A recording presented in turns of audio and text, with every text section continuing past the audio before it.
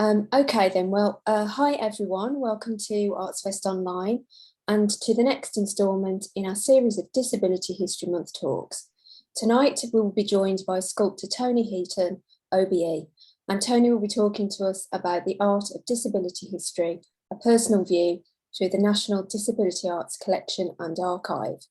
Your chair for this evening is Julian Gwinnett, who is a member of the Disabled Staff Network at the University of Wolverhampton. If you have any questions for Tony, please use the Q&A box and we'll go through them towards the end of the talk. This session is being recorded, so we ask you not to share any personal information in the chat, and of course it is a public platform. So with all that said, welcome both, and I'll hand you over to Julian. Thank you, Claire, and hello everybody. It's my great pleasure to introduce you to this evening's speaker, Tony Heaton. I've very fortunately had a really lengthy conversation with Tony a couple of weeks ago, so I feel like I've got a little bit of an insight into the nature of tonight's talk. But I'm going to rein in my excitement a little bit for now. Tony is foremost an artist whose work challenges our perceptions of disability, raising awareness of the day-to-day struggles and injustices that disabled people often face. Tony has also worked in a position of leadership, running disability-led organisations for over 20 years, including Shape Arts. More recently, Tony initiated NDACA, which is the National Disability Arts Collection and Archive, a £1 million project that brings to life the heritage and the rich history of the UK disability arts movement, and the focus of much of tonight's presentation. So with that, it's time for me to hand over to Tony to begin tonight's talk. Thank you, Julian. Thanks very much for that really nice introduction, and hi everybody and welcome. I'm really glad to be able to come along and talk about disability arts, talk about our history, and also something about NDACA. I want to tell you a little bit about how that came about. I want to tell you something about my own practice. And I also want to show you some of the breadth of the work in the collection. In addition to that, I want to maybe lay out some background that helps us to understand the genre of disability arts and also the context in which it evolved. So let's get on with it, and you can have the next slide, please. I don't know whether you know the artist Gord Baselitz, but he said, "You cannot escape the history and the trauma of your experience. What are the echoes that follow you?" And I know this quote is pertinent to his personal history and perhaps to the history of Germany, but I got the sense that it was universal. And to tell you something about the history of disability arts, I'll need to tell you something about my own history and my experience, and perhaps some of those echoes. So let's go to the next slide, please. So disability arts grew out of the disability rights movement in the UK and the wider struggle. Can we just flick back to that? That's it, yeah. The wider struggle of disabled people for equality and the right to participate in all aspects of society. And it began as a result of the political activism of the disabled people's movement. This started probably around the mid-1980s. And the term disability arts was agreed to mean art made by disabled artists, which reflects the experience of disability. If we can just hit the next slide. So disability arts is part of a collective movement, and any creative endeavor could manifest itself as disability arts. I guess within the politics of disability and within the social, well, having, I guess, the social model at its core. And this is specifically different than a generic artwork, let's say a flower that just happened to be painted by a disabled person. Okay, so disability arts made by disabled people, drawing upon the lived experience of disability. Let's have the next slide, please. I talked about the social model very briefly then, but I just want to expand on it and to maybe add some social and historical context. So how the social model changed my life? Well, I became disabled in 1970 crikey, feels like a long time ago. I guess it is. But as a wheelchair rider, I inherited a world that basically had got no drop curbs. Almost every building had got steps up to the front of it. Buses and trains were totally inaccessible. Lifts didn't speak to you. And there were no textured pavings. And if you wanted to go on a train, you had to go in something like this image, which is on the screen. And this is a goods van. I could probably describe it as a wooden garden shed on wheels. It had no windows, it had no heating, it had no toilet. And you basically were loaded into a metal cage inside with the mailbags. And you lived in hope that at your destination, somebody would come along and let you out of it. And of course, back in the day, disabled people were routinely patronised. They were locked away in institutions, apparently for our own good and safety. And we were marginalised and basically hidden from plain sight. And those with power and rank, non-disabled people, continued to create structures and systems that excluded us. And then the social model, for me, changed that and turned it on its head. So if we can look at the next slide. It sort of defines the social model quite simply in 3 bullet points. It says, defines disability as a social construct, asks the question, where is the problem? And it locates it in social organisations, attitudes, the environment, not in the individual's impairment. And the third bullet point says it identifies barriers and discrimination as a cause of disability. And the social model, the term social model was originated by a sociologist called Mike Oliver. Many of you will know about Mike Oliver and read about the social model. But he said way back in 1976 that in our view, society disables people. Disability is something that is imposed on top of our impairments by the way we are unnecessarily isolated and excluded from full participation in society. And he argued that it was not impairment that was the main cause of our social exclusion, but it was the way in which society responded to us.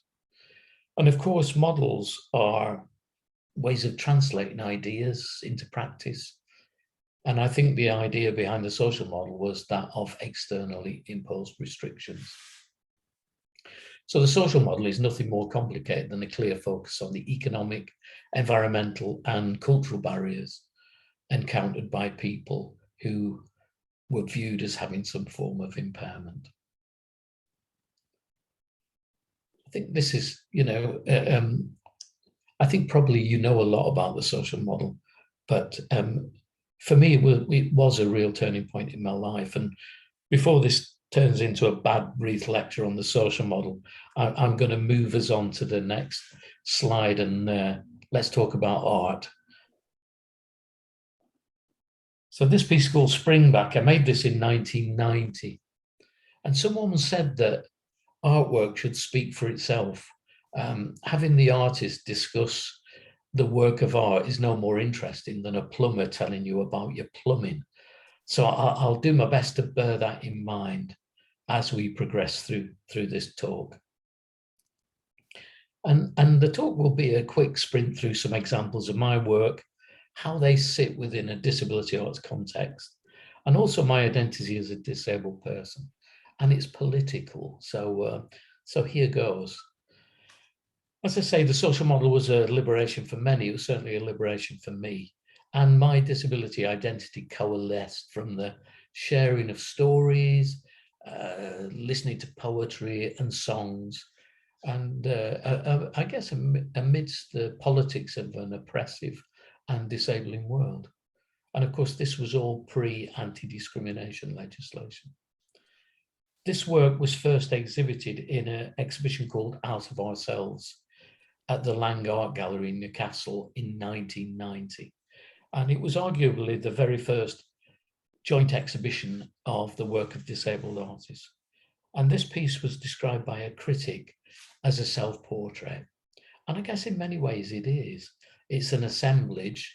If you can see the screen closely, you'll see that it's an X-ray. It's actually an X-ray of my spine. you might be able to see the springs which were inserted by a surgeon to hold my spine together. There's 4 of them, 2 at each side. I almost pointed to them then, but hopefully you can see them. And the X-rays held onto a clear perspex sheet by 2 bulldog clips at the top, and it's inserted into the crossed suspension system of a motorcycle. And I had a road traffic incident as a motorcyclist, which resulted in this surgery. I recently reminded the owner of this work that it's now historical, because X-rays no longer really exist like this on a piece of film. You know, X-rays are mostly emailed images, and they're digital. So this is truly historical now. And I got this X-ray because when I left the X-ray department to go and see the surgeon, they gave me all the X-rays and said, take these to the doctor in the clinic, which is about, I don't know, 500 yards up various corridors. And I had a quick look through them on the way, and there were 2 or 3 copies. They all looked the same to me. So I just thought I'd nick one. So I nicked this one and turned it into one of my early works of art. Okay, next slide, please. This is called Great Bird from a Wheelchair. It was constructed from 2 ex-ministry wheelchairs. They were condemned. And I think you only had the choice of 2 wheelchairs back in the day. And I dismantled them and then reintegrated them to form the shape of a map of the British Isles, Great Britain. And I didn't add any fixings to this. So what you see is just bits of wheelchairs held together by the bits of wheelchairs. And the fabric of the seat and the back of the wheelchair, which you might be able to see at the bottom along the southeast coast, it is basically the seat cut out. And right up at the top, in what might be described as the borders of Scotland, is the backrest of the seat. And it's about human size. It's about, I don't know, 5'6", 5'7" tall. And it's usually displayed by hanging from a chain, which is, you might just be able to see right at the top. And currently it's exhibited at the Grey Eye Theatre Company headquarters on Kingsland Road in Hoxton in East London. But it does go on tour, and it was widely publicised at the time. It appeared on book covers and in magazines and in one of the Arts Council's annual reports. And I think it was last exhibited at the MAC in Birmingham a couple of months ago at a recent exhibition there. Okay, next slide, please. This is a public realm piece, and it was commissioned as a competitive tender by Channel 4 television. And it was made for the Olympics and Paralympics in 2012. It stands about 50 feet high, and it occupied the Big Four outside of TV Centre in Horseferry Road. So if you watch telly, you'll know the Big Four, you know, this Big Four that twists round and sort of becomes a 4. This piece is called Monument to the Unintended Performer. Can we have the next slide, please? This is just images of it being constructed around the Big Four. I think just to give you a sense of the scale, you can see in the top left-hand corner, there's a guy in his high vis up sort of 50 foot high, and he's the head of the piece is being dropped in on a crane, and he's going to sort of move it into place and fasten it all up. And it's called Monument to the Unintended Performer. Subversively, really, I'm keen on titles for my work, and I felt that it was a monument for the disabled people who weren't in the Paralympics, actually, who didn't choose to be stared at, who were unintended performers in that sense that, you know, if you walk down a street with a white cane or a guide dog or get on a bus in a wheelchair, you're subject to the scrutiny and gaze of pretty much everybody who's curious about you and your impairments. So it was a monument not for the Paralympians. Not that I've got anything against Paralympians. I just thought it was a I just thought I wanted to twist it around a little bit, really, I guess. It's a stainless steel body. The wheels are twin neon tubes, and the discus is an opaque plastic dish filled with hundreds and hundreds of LED bulbs. And if we go to the next slide, please. This is an image of it when it's lit up at night outside of Channel 4 TV. Okay, next slide, please. This work is called Gold Lame, and it's a transformed and transmuted old invalid carriage. I don't know whether anybody out there in viewing land is old enough to remember invalid carriages, but I did have one back in 1970 when I first became disabled. They were all painted a pale blue, and we all used to call it Spaz Blue. They were taken out of service in 1986, I think. But I always say that I transmuted this from Spaz Blue to gold and from lame to lame. So that's the gag that sits around the title of this work. Can we go to the next slide, please? And this is it hanging in the Vede at the Blue Coat Gallery in Liverpool. It travelled from Liverpool to the Institute of Contemporary Arts in Michigan in the US, and it's currently on view in the Riverside Museum in Glasgow. Okay, so that's a bit about my background and my arts practice. So I just want to move us on with the next slide, please. This is an image from the NDACA collection. It's a banner. It says "Disabled people fight back, nothing about us without us," which was a very powerful slogan for the disability movement back in the day. And there's a couple of disabled people sat around this banner. I think it might have been in Manchester that this image was taken. And of course, Disability History Month gives us the opportunity to think about disability currently as well, not just historically. And I think disability history and disability arts are inextricably linked, actually. And disability arts was once described as the last avant-garde, with disabled artists as agents for change, calling out injustice and oppression and prejudice and discrimination. And many years ago, as an artist using disability as a source for my own work, I met loads of other people making work that I thought was powerful and insightful. But I never saw disability arts in public galleries, even though I thought it was everything that I wanted art to be. You know, it was exciting and powerful and challenging. And so as the director of an organization, I was in a position that allowed me to start collecting work by disabled artists. And one of the reasons I started to collect it was having discussions with other disabled artists and disabled people. And disabled artists were dying. Their work was being lost. And we needed to do something about it. And that something became NDACA, the National Disability Arts Collection and Archive. And it's now being delivered by my organization, Shape Arts, with partners, including Bucks New University in High Wycombe. And as Julian said, the NDACA was originally funded by the Heritage Lottery, over £1 million, with additional funding from the Arts Council and the Joseph Rowntree Foundation. And it went live in April 2018. And this image is from the NDACA collection, as are many more interesting and historical images. Can we have the next slide?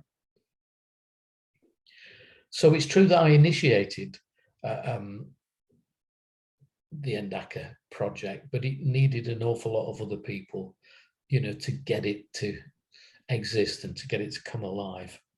And I started it, as I say, as the director at Holton Lee, but it came to Shape Arts when I became the chief executive of Shape Arts in London over 10, probably 12 years ago now.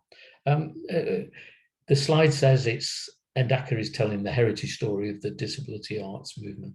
And if we can look at the next slide, please. It talks about NDACA being the 40-year heritage story of disabled people and their allies, about the breaking down of barriers, making great art and culture, and ultimately changing the law with the Disability Discrimination Act of 1995. If we look at the next slide, the aims of NDACA are threefold, actually. So the first aim is to build up a collection of work, predominantly artwork of national significance, and to create an interactive website, which we called NDACA Web. The second slide, please. And the second slide says to archive and catalogue items and information relating to disability arts, including materials created by individuals, groups, and organisations working in the field of disability arts. And next slide, please. And the final aim was to use the collection and archive as an educative resource for scholars and the general public to learn about disability arts heritage, and of course the wider issues relating to disability within a social and a political context. And the resource will give wide public access to disability arts for the very first time, developing a greater understanding of the impact of the arts on disability culture. Okay, so they're the three aims, and if we can look at the next slide. I've put up the a comment from our patron, Baroness Campbell, Jane Campbell, who was a very active disability rights campaigner. And she says here that the disability arts movement has always been and always will be a key driver in the fight for disabled people's rights in the UK. The NDACA demonstrates how vital the disability arts and culture is to our liberation, and it informs our continued struggle to be equal citizens. It's long overdue, and it's very welcome. And Jane Campbell, as Baroness Campbell, invited us to the House of Lords to launch NDACA. And currently, I think there's over 5,000 records on the website. And the website has got Creative Commons, so anybody, anywhere in the world can access the materials that are held within the collection. As I say, it's housed at Bucks New University in High Wycombe. It's in the library building there, but it has its own learning centre and archive, and the artworks that are held there are held in the repository. And those artworks can be viewed via the curator, Alex Cowan. And the website address is on the last slide that I'll show you, so don't worry about trying to track it down now. Okay, so if we can go to the next slide, please. Again, this is an image from NDACA, and it's disabled people bringing the traffic to a halt outside of the Houses of Parliament. And of course, disability arts developed out of this disability rights movement. There are a number of photographs like this within the collection. And if we can go to the next one, it's this is a photo, a press cutting actually. It says wheelchair demo over buses, and there's a load of stroppy crips and a number of police officers looking a bit perplexed in front of the number 7 bus. And the caption says that pure disability art was where politics and art fused together, and there was a clear purpose, which was to get civil rights, because that's one of the things that we were actually fighting for back at that time. Okay, the next slide, please. Again, it's an image of disabled people protesting.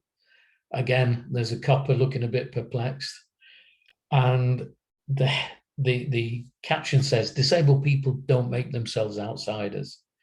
Who is it that tells us who we are? Am I different, or am I treated differently? Next slide, please. Again, 2 images, the ubiquitous bunch of coppers trying to arrest disabled people, and there's all sorts of stories about people unfastening their prosthetic limbs, so that when the police tried to move them, the limbs actually came away, or, you know, chained to wheelchairs, chained to buses. And the other image shows a sort of a young man with a placard saying "hands off disabled people."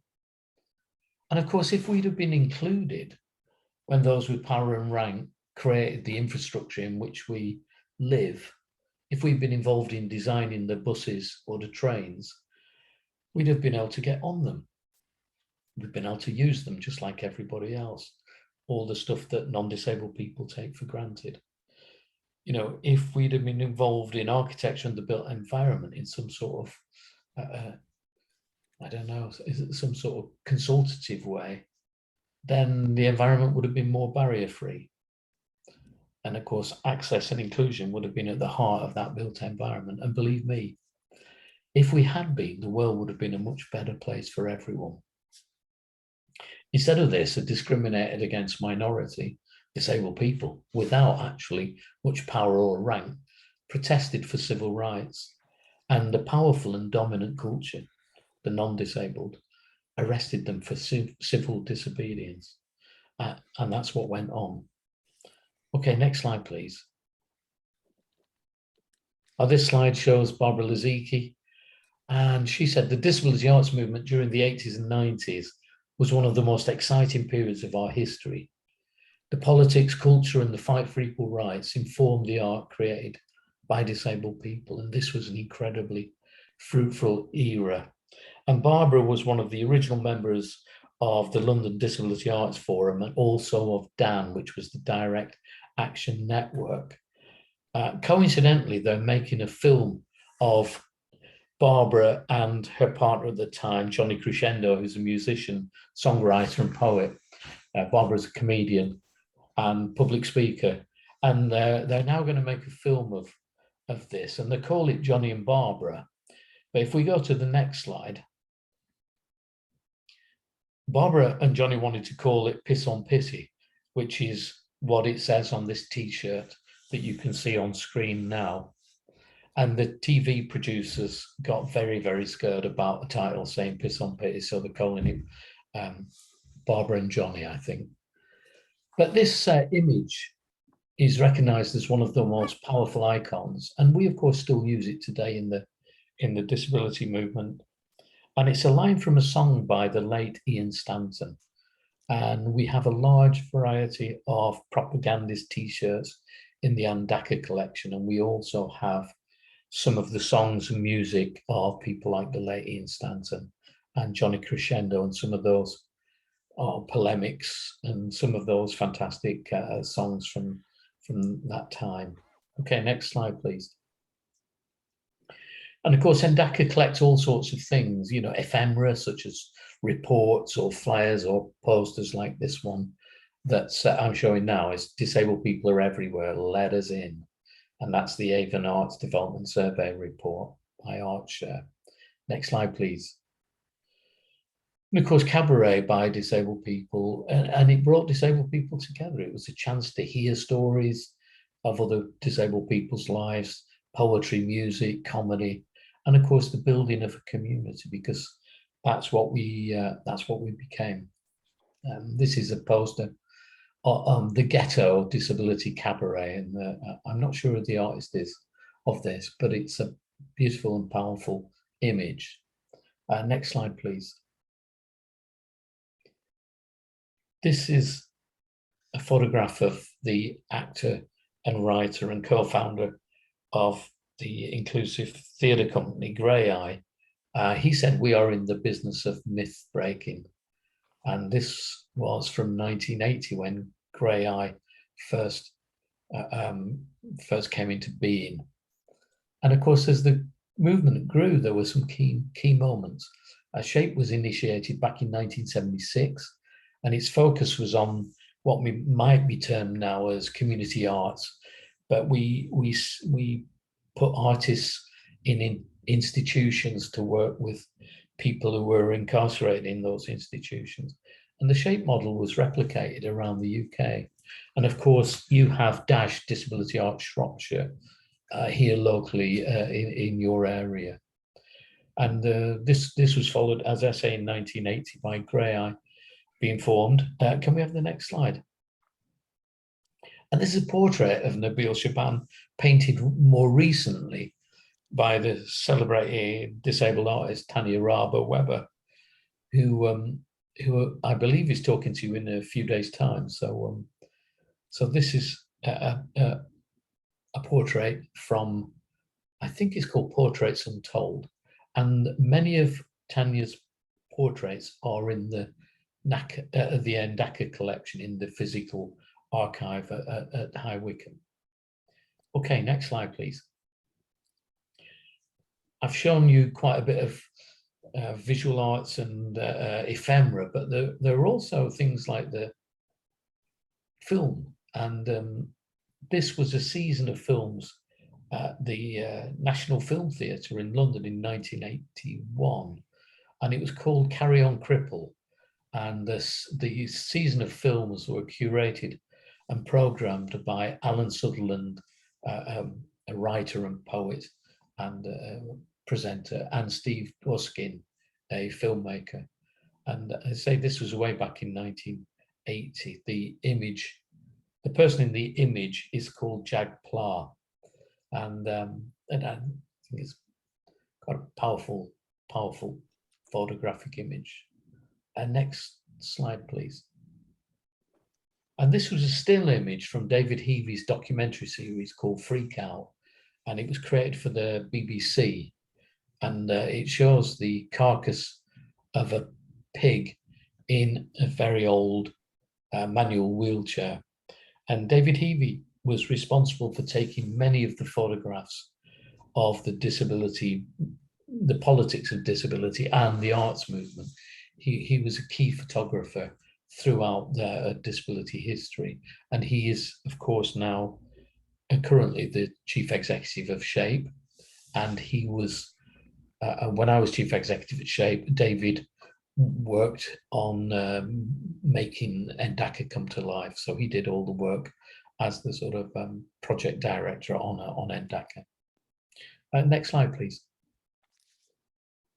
So the work of these artists and activists brought about the first anti-discrimination legislation to exist in the UK that related to disability.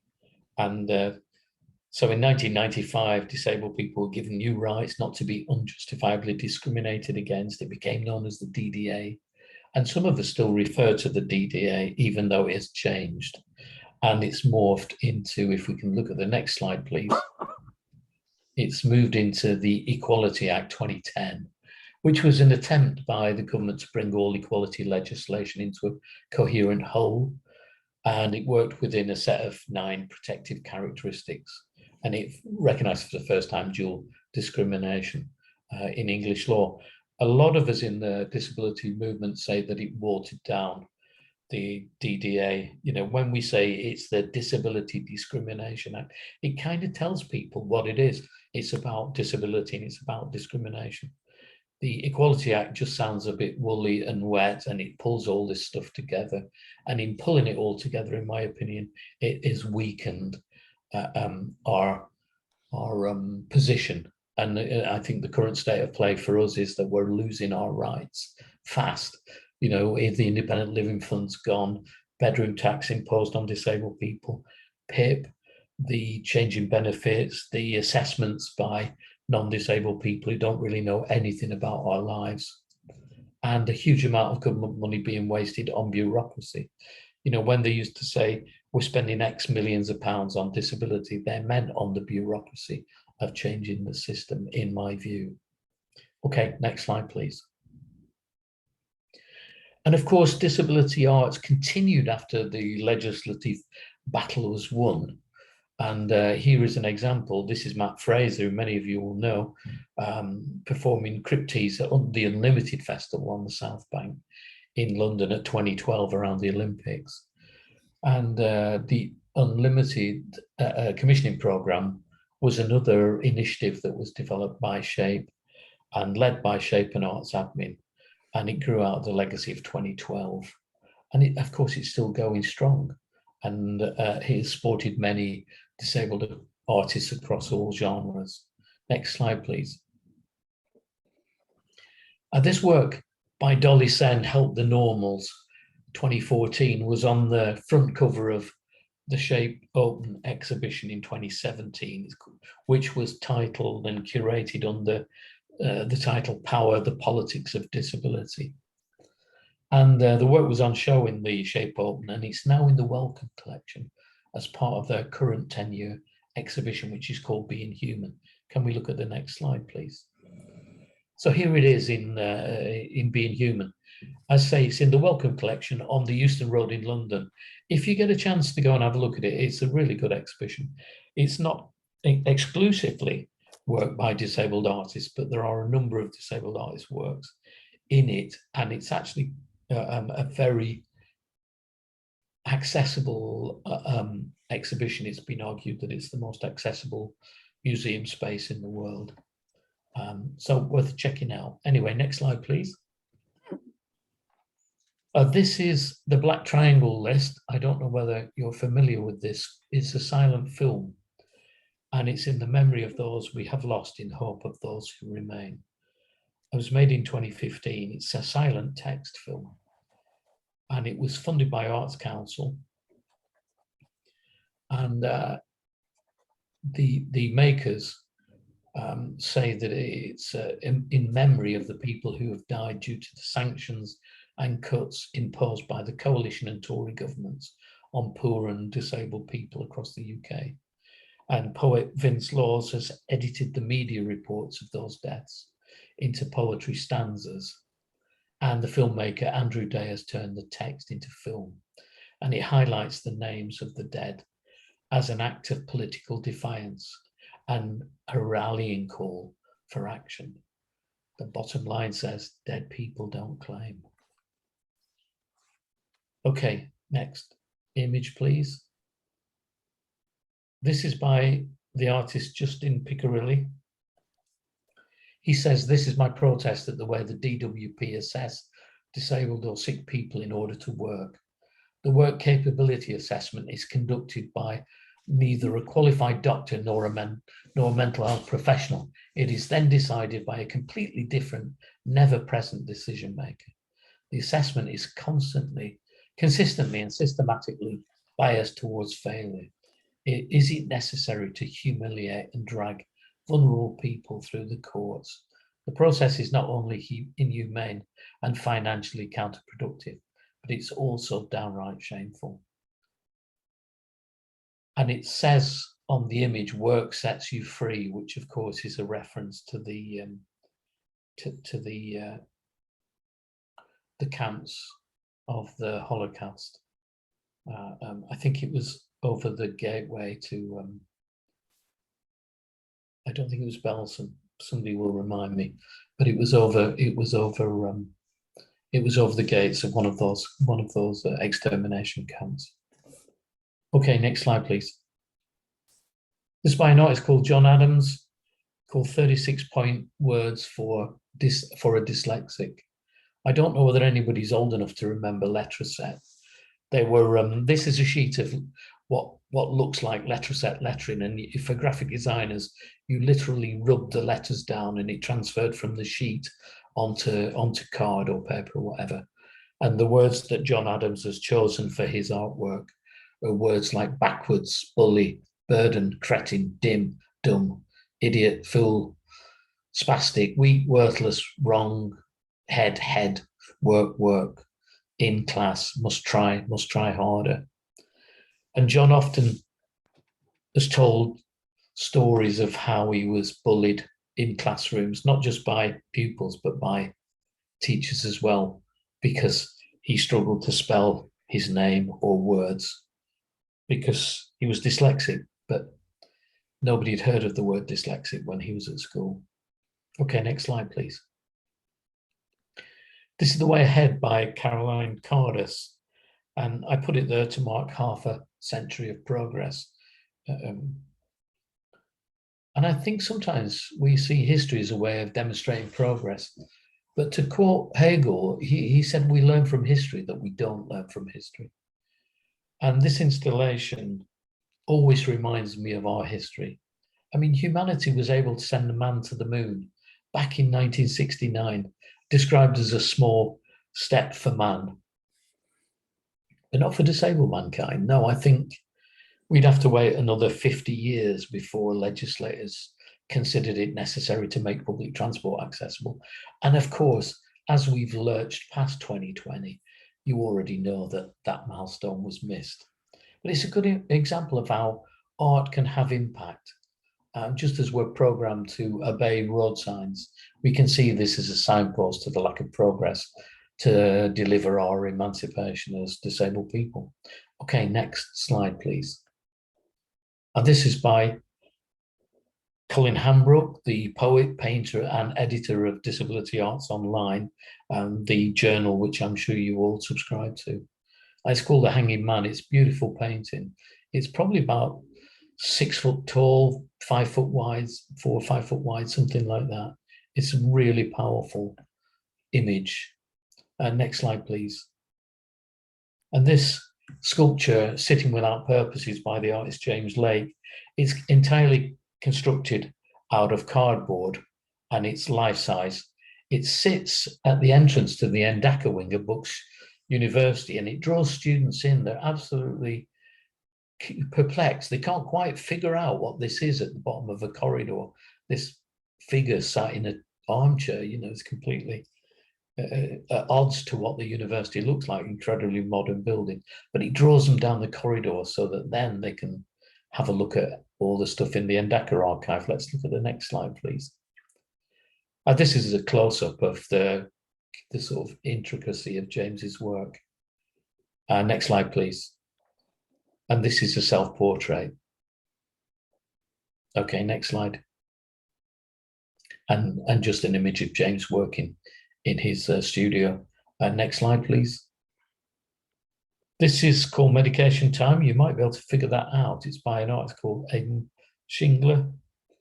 And it's an ordinary clock face, but at the 5-minute mark all the way around it, there is a red and white capsule which denotes his medication time. Again, a beautiful piece of work. Next slide, please. This is by Simon Raven. It's called Mental Frame, and it's a very witty and ironic putting together a picture frames to spell out the word mental.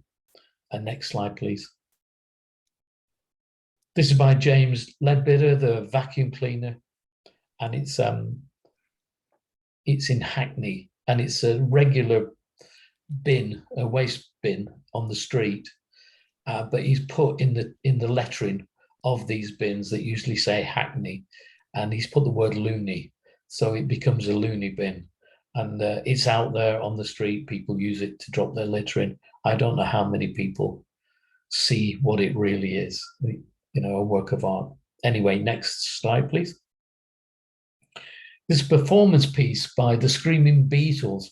Well, it's by the artist Aaron Williamson and the late Catherine Araniello, and Aaron's deaf. But this performance piece was called the Screaming Beetles, and they come on stage dressed as Beatles with the mop top and the grey suits, and they just scream at the audience for 3 minutes, which is kind of turns around the idea of the audience who just screamed at the Beatles through every song that they played way back when the Beatles first started out. Okay, next slide, please. And I've shown you a lot of visual arts, but this is Stopgap Dance Company, and they're performing a dance piece here on the South Bank Terrace, again back in 2011, as part of a pilot project run by Shape that was later developed into the Unlimited Commissioning Project. Okay, next slide, please.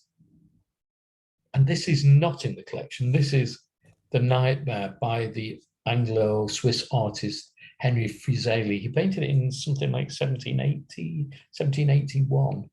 And it shows this strange, I don't know what you might call it. It's a kind of a, well, it's called The Nightmare, and it's a dreaming woman. And she's got this incubus sat on her stomach. And it's quite mysterious. Nobody's really sure what it was about. But if we go to the next slide, this is a reinterpretation of Fuseli's Nightmare. It's by the polymath Tom Shakespeare, who many of you may know, and this is in the NDACA collection. And Tom's a person of restricted growth. Perhaps the nightmare of the sleeping woman is that she's carrying and giving birth to a disabled child. And you see Tom sat on this woman's stomach, looking, I think, rather menacingly towards us, really. Or perhaps it's an invitation to discuss the screening of pregnant women and the opportunity or choice this gives to abort people like Tom and many of us. And I'm sure you may have heard Tom on Radio 4 Points of View or on other programs. Okay, last slide. This, I've always loved this image. It's called Portal. It's by the artist Sue Austin. And it shows a woman in a wheelchair with the breathing apparatus at the bottom of a swimming pool, wheeling along the bottom of the swimming pool. Her black hair is streaming out behind her. And of course, in addition to the work in NDACA that highlights our oppression, you know, there are also works, not just visual arts, but poetry, creative writing, and images and film of dance and theatre that demonstrate the joy of life and the unique insights that disabled people can add to the arts and culture of our country when they've been given the opportunity or the welcome, and of course the resources to take part. Okay, last slide. And that's it from me. Thank you very much. That is the website address for the NDACA collection. If you want to check it out, it's definitely worth a look at anyway. Anyway, thank you for your time tonight, and back to Julian. Thank you. Hi, thank you, Tony, for a really inspiring and thought-provoking talk. And if anybody's got any questions, could you please put them in the chat? And I think we've got about 13 or 12 minutes left. If anybody wants to ask a question, please feel free to put it in the chat. I suppose maybe whilst we're waiting, I might ask a question myself, if this is okay. Yeah, fire away. I don't know if you've been listening in on any of the previous talks that we've been doing as part of this series at all, Tony, but we had Paul Dark about a week or so ago from Dash. I'm sure you know Paul very well. Yeah, I know him very well. Yeah, and he, you know, what's mirroring a lot of what you said earlier, particularly about the treatment of disabled people in society today, and how, if anything, the situation seems to be getting worse and not better. I mean, you mentioned the PIP scandal and the horrific numbers of people who died as a consequence of having their payments withdrawn, and they say nothing about the stress about having to actually go and claim what is actually your legal entitlement as a person. Yes. I mean, nothing more than that. And then also, as well, from my own perspective, I mean, discovering earlier this year that that, you know, people with learning difficulties, including autism, were actually having do not resuscitate orders placed on them, so that when they were going to hospital, you know, again, without any consent whatsoever from the individuals involved. I certainly never consented to that. Yeah. No. You know, and he phrased it really well. He said that as a disabled person, being alive today is a revolutionary act. Yes. Yes, it totally is. Paul Dark is a very, very interesting human being, very interesting disabled person. I'm absolutely certain we've got some of Paul's work in the NDACA collection. And I do know that when I was setting NDACA up, when I was the director at Holton Lee all those years ago, maybe 20 odd years ago, Paul, I did something called DA21, which was a weekend conference. And Paul was one of the speakers at that conference. And that the DA21 conference program is definitely in the NDACA collection. And what Paul had to say at the conference is articulated there. I've known him for many years, and a real advocate for disabled people. And he's right. It is exactly that. Just to pick up a couple of points there, Julian. Jane Campbell, Baroness Campbell, who our patron, who I shown earlier, if she has to go into hospital, which she has to do regularly, she takes a huge photograph of her being created as a baroness. I think, maybe with the Queen, or, in her robes and everything. And she puts family photographs, and her husband takes all these photographs and puts them on her bedside cabinet. And it's a demonstration of saying, look, this is a life worth living, because there's so many times that non-disabled people look at us as disabled people and think our lives are not worth living. And of course, one of the great things about disability arts is that it celebrates our lives and it celebrates our culture. And the more people we can get to do, to acknowledge that, then the better it will be for us. And one of the downsides of the millions of many downsides, while it might be comfortable doing these things on Zoom, and I do quite enjoy, sitting in the comfort of my own workshop, sipping a glass of cranberry juice, it takes us away, because a lot of us are not comfortable about going back out. Once we start to hide away again, we're going to be marginalized even more. So, that's something we need to wrestle with as disabled people, to not become even more invisible than we already are. Julian, there's a question on my I'll chat. just read it out for you. Okay, brilliant. Do you think, first of all, the person said, thank you so much for your talk, echoing us. I imagine what everybody present is feeling right now. But the question is, do you think it's time for disabled artists and activists to chain themselves to the railings of Downing Street again? Or are we so ground down by over a decade of vicious oppression that we simply don't have the energy these days? Well, it's a great question, and thank you. It's something that I'm pretty damned old, and some of the people that that work with on some of the, there's a work I did called Shaken Not Stirred, which was for the Block Telethon campaign, and some of the more political works, where we did chain ourselves to things, or we did produce work that was kind of challenging.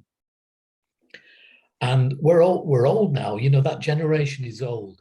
And the generation that came after us, a lot of them were saying, well, we don't have to protest because we got the DDA now. And a lot of the places we want to go to have been slightly more accessible. We can sort of get on the bus once in a while. And there was almost a sense that we were at the beginning of the world becoming a much more accessible place for us. And that lasted for a very short period of time. And it soon started winding down. I personally think it is time for us to get off Twitter and Instagram and, the virtual world of protest, and to make ourselves known again.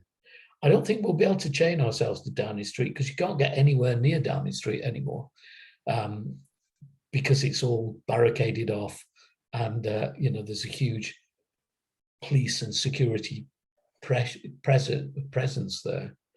So, but there will be other creative ways of actually protesting and being there as a live protest. And one of the things Barbara Lazicki said, and why the t-shirts like Piss on Pity exist, is because we used to go out with placards and the cops would just take the placards off us. So immediately, closing us down. So we said, okay, let's print the slogans on t-shirts, because let's hope they don't try and rip the t-shirts off of us. So that's how the t-shirts started out, and that's why we've got all those t-shirts in the collection. So I don't want to initiate riots and insurgency, but I do think we need to be higher profile in getting people to realize that we still exist. And of course, I'm constantly trying to get the work of disabled artists into collections like the Arts Council and British Council collections, because if you're a curator, that's the sort of place you go to see work to put in your exhibition. or I've been writing to the directors of the Tate Gallery asking why there is no politicized work by disabled artists in the Tate collection. And the argument I have with them is, I'm not talking about, I use this term loosely, the flower painted by a disabled artist. I'm talking about politicized work, the genre of disability arts that's politicized, like lots of work in collections. Picasso's Guernica is a hugely political work of great power and importance. And you'll all be able to name your favorite work of political protest, that are out there. And I think that we should have our work in collections as well as the great works by artists like Picasso. So I don't know whether we're ground down or not. I suspect we might be a little bit, because we've been doing this for so long, many of us, and we don't seem to be making the progress. So it is easy to say sod it, and for them to say, oh, we hear you, yes, we are interested, and try and pacify us. So maybe there is room for more activism, and let's think about how we go about doing that. Maybe we should start a new, let's think of a new way that we can campaign. So thank you. Thanks for the question. Building up a bit on that, I was going to say that, obviously, in a way, you're talking about one small sort of like snapshot in time in which it appeared to be that this situation for disabled people was beginning to get better before it appears to have been snuffed out, albeit hopefully only briefly snuffed out. What do you think is the reasoning behind that? Is it just simply a matter of ignorance, or is it sort of like part of, a much more sort of like, how could I put it, sort of like an ongoing hostility towards disabled people, which has pretty much existed since human beings first began walking on this planet? Yes. Yeah, Julian, I think it's all those things. And I talk about partial access because people will say to me, well, you can get on the bus, can't you? And I said, well, a bus has got 40 seats and there's one space for a wheelchair user. So if there's nobody on that bus except for one other wheelchair user, the bus driver won't let me on because my space is filled. So that's where we've got with partial access. So be really aware of where we have partial access. The other area, I think, Julian, is people who are not involved in disability. They see designated parking spaces. They see accessible toilets. They see the odd ramps, and they actually think the job's been done. They don't understand the nuances and subtleties of the places where we still face massive discrimination. In employment, for instance, we might get an interview, but there's the covert discussion saying, well, if we employ that disabled person, they may be off sick, we maybe have to do loads of training, there's lots of things we have to do. It's not worth the hassle. So I think there are huge, and we know that disability hate crime is on the increase. Poor non-disabled people picking non-disabled people, the poor fighting the poor, the oppressed fighting the oppressed. They see somebody with a brand new Motability car or social housing and say, well, why can't we have that? They just don't understand the nuances of it. So I think we are still oppressed, and we may have made some minimal progress, but as you say, the benefit system is against people. You got to prove, instead of proving that you can legitimately live and survive in a capitalist society, late capitalist society, you kind of have to prove how incapacitated you are before you'll get any money. It's the wrong way around. We should have a basic, all disabled people should have a basic minimum living wage, and cut through the benefit system. I'm very conscious of time because we've just gone past the 7 o'clock. We have, sorry. We had our hour. And does anybody else have another question to add quickly before we draw this brilliant session to a close? I just want to say actually, Tony, it's, you know, look, going back to, by way of summarising and drawing to close, that again, thank you very much for, you know, an incredibly inspiring and thought-provoking talk. And, you know, you're absolutely right when you said earlier about the importance of Disability History Month is, you know, it's not just in what's happened, but also in where we are now, the position we're in now, because, you know, it's only through having these discussions that the issues we've discussed tonight aren't the issues that are discussed in the future or beyond. You know, we need to get beyond literally sort of like the situation we're in, so that, you know, and I just want to say that, you know, just because discrimination against disabled people doesn't, as you said, it doesn't just affect disabled people, it affects everybody. And, you know, a better world for disabled people is also a better world for everyone else. Exactly. Absolutely. That feels like a good place to end. Thank you, Julian. Thank you. Thanks both. Tony, it's been a pleasure. Thank you, Claire. You are welcome back anytime. We've loved having you. It's such a wonderful talk, and thank you, Julian, for hosting and asking some really interesting questions. Hope you all enjoyed that at home. Our next online talk is a continuation of our Disability History Month series, and that's tomorrow, Tuesday the 14th of December at 2 p.m. with artist Tanya Weber. And it's our final talk for 2021. You can book for free, as always, through Eventbrite. Hope to see you there. Thanks for watching. Thanks all. Thanks, bye. Bye. Thanks, bye. Bye.